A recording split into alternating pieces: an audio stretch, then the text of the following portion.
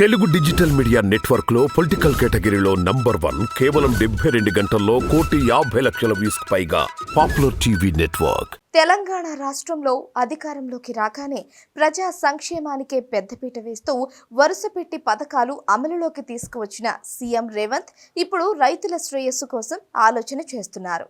ఈ నేపథ్యంలోనే రైతు రుణమాఫీపై ఆయన ప్రత్యేక శ్రద్ధ పెట్టారు.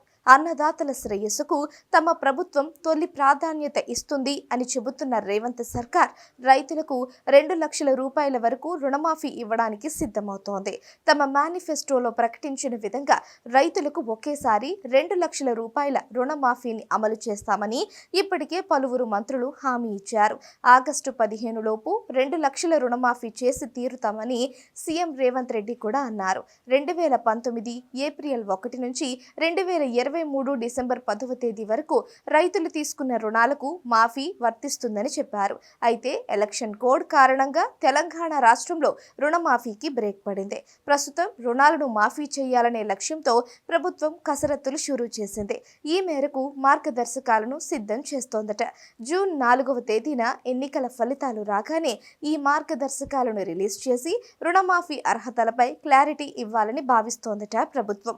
కొందరు రైతులు బ్యాంకు రుణాలు తీసుకొని రెన్యువల్ చేసుకోలేదు. వారికి మాఫీ వర్తిస్తుందా? అలాగే ఒక్క కుటుంబంలో ఎంతమందికి రుణమాఫీ వర్తింపజేస్తారు అనే దానిపై స్పష్టత రావాల్సి ఉంది. అయితే ఇప్పటికే 2 లక్షల రూపాయల వరకు రుణాలు తీసుకున్న రైతుల వివరాలను ఇవ్వాలని బ్యాంకర్లను ప్రభుత్వం కోరింది. మరొక వైపు రైతు రుణమాఫీ కోసం ప్రత్యేకంగా కార్పొరేషన్ ఏర్పాటు చేయాలని ప్రభుత్వం ప్లాన్ చేస్తోంది. ఈ మేరకు కసరత్తులు ఇప్పటికే షురూ చేశారట. రుణమాఫీ చేసేందుకు అవసరమైన నిధుల సమీకరణపై కూడా ప్రభుత్వం కసరత్తులు చేస్తోందట. పంట రుణాల జాబితాలను తయారు చేస్తున్న రేవంత్ సర్కార్ అతి త్వరలో పూర్తి వివరాలు ప్రకటించనుందట. ఎన్నికల్లో ఇచ్చిన హామీలు నెరవేర్చి తీరుతామని కాంగ్రెస్ సర్కార్ చెబుతూ ఉండడం రాష్ట్రంలోని పేద కుటుంబాలను సంతోషపెడుతుంది. 6 గ్యారంటీల అమలుపై కార్యాచరణ సిద్ధం చేస్తున్న రేవంత్ సర్కార్ ఇప్పటి వరకు అమలు చేయని పథకాలపై విధి విధానాలు రెడీ చేస్తోంది. ఎలక్షన్స్ పూర్తి కాగానే పెండింగ్ లో ఉన్న అన్ని పథకాలపై ఓ క్లారిటీ రానుంది.